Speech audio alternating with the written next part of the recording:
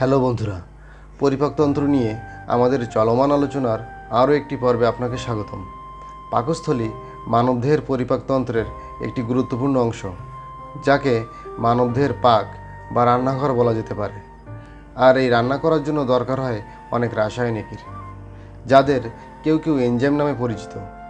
এই এনজাইম বা রাসায়নিকরা কীভাবে কাজ করে তা বোঝার জন্য আজকের ভিডিও অনেক গুরুত্বপূর্ণ। অনেকের কাছে যে শব্দগুলো চিরকাল গোলমেলে মনে হয়েছে, আজকের ভিডিও শেষে হয়তো তা চিরকালের জন্য দূর হয়ে যেতে পারে। এই পর্বে আমরা আলোচনা করব অ্যামিনো অ্যাসিডের গঠন ও কাজ, পেপটাইডের গঠন ও কাজ, পেপটাইড বন্ধন কোথায় গঠিত হয়, পলিপেপটাইড কিভাবে গঠিত হয়, প্রোটিওজ কী, পেপটোন কী, এবং সবশেষে আলোচনা করব প্রোটিন কিভাবে উৎপন্ন হয়। তো চলুন বন্ধুরা, আলোচনাটি শুরু করা যাক। অ্যামিনো অ্যাসিড হলো প্রোটিনের মূল গাঠনিক একক। জৈব অ্যাসিডের এক বা একাধিক হাইড্রোজেন পরমাণু অ্যামিনোমূলক দ্বারা প্রতিস্থাপিত হওয়ার ফলে উৎপন্ন জৈব অ্যাসিডকে অ্যামিনো অ্যাসিড বলে। অর্থাৎ প্রোটিন বা আমিষকে ভাঙলে বা বিশ্লেষণ করলে যেসব উপাদান পাওয়া যায় তাদেরকে অ্যামিনো অ্যাসিড বলে। বাংলায় এটিকে অ্যামিনো অ্যাসিড বলেও উচ্চারণ করা হয়। যখন প্রোটিনগুলো হজম হয় বা ভেঙে যায়, তখন অ্যামিনো অ্যাসিডের কাজ শুরু হয়। মানবদেহ তখন প্রোটিন তৈরি করতে অ্যামিনো অ্যাসিড ব্যবহার করে।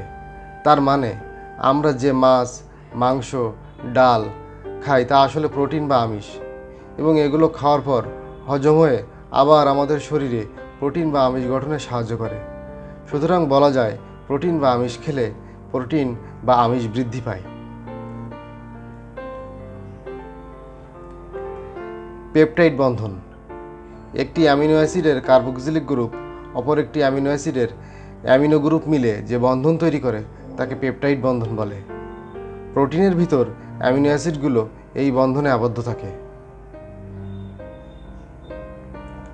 পেপটাইড একটি অ্যামিনো অ্যাসিডের কার্বক্সিলিক মূলক অপর একটি অ্যামিনো অ্যাসিডের অ্যামিনো মূলকের সাথে যুক্ত হয়ে যে বন্ধন তৈরি করে তাকে পেপটাইড বন্ধন বলে। আর এই পেপটাইড বন্ধন দ্বারা আবদ্ধ গ্রুপকেই পেপটাইড বলে।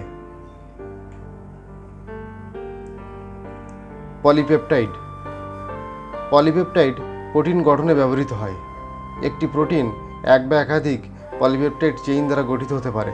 সুতরাং একটি প্রোটিন প্রাথমিক কাঠামো হচ্ছে একটি শাখাবিহীন পলিপেপটাইড চেইন। জৈবিক সিস্টেমে আমরা ছোট এবং বৃহৎ উভয় পলিপেপটাইড চেইন খুঁজে পাই। উদাহরণস্বরূপ, আমাদের শরীরের বেশিরভাগ হরমোন হলো ছোট পলিপেপটাইড, যেমন ইনসুলিন, গ্লুকাগন, কর্টিকোট্রফিন ইত্যাদি।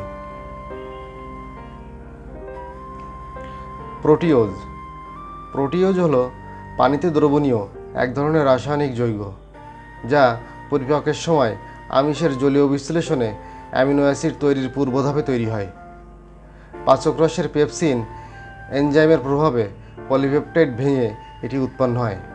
এই ধাপে প্রোটিওজের সাথে সাথে পেপটোনও উৎপাদিত হয়। পেপটোন হজমের সময় প্রোটিন ভাঙনের প্রাথমিক পর্যায়ে এটি গঠিত হয়। এটি একটি দ্রবণীয় প্রোটিন, যাকে অনেকগুলো পেপটাইড বা গ্রুপ অফ পেপটাইড বলা যেতে পারে। প্রোটিন হচ্ছে একটি জটিল কাঠামো যা প্রচুর পরিমাণে অ্যামিনো অ্যাসিডের সাথে দ্বারা গঠিত হয়। অ্যামিনো অ্যাসিডগুলো একসাথে আবদ্ধ হয়ে পলিপেপটাইড চেইন গঠন করে। এই চেইনগুলো একত্রিত হয়ে একটি প্রোটিন তৈরি করতে পারে। প্রোটিনগুলি খুব বড় এবং উচ্চ আণবিক ভরযুক্ত হয়।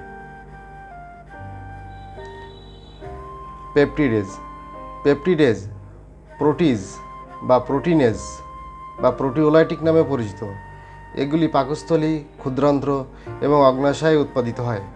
হাইড্রোলাইসিস প্রক্রিয়ার মাধ্যমে অ্যামিনো অ্যাসিডের মধ্যে থাকা পেপটাইড বন্ধনকে ভেঙে ফেলতে সাহায্য করে। এইভাবে শরীরের মধ্যে প্রোটিন ভাঙনে তাদের ভূমিকা রয়েছে।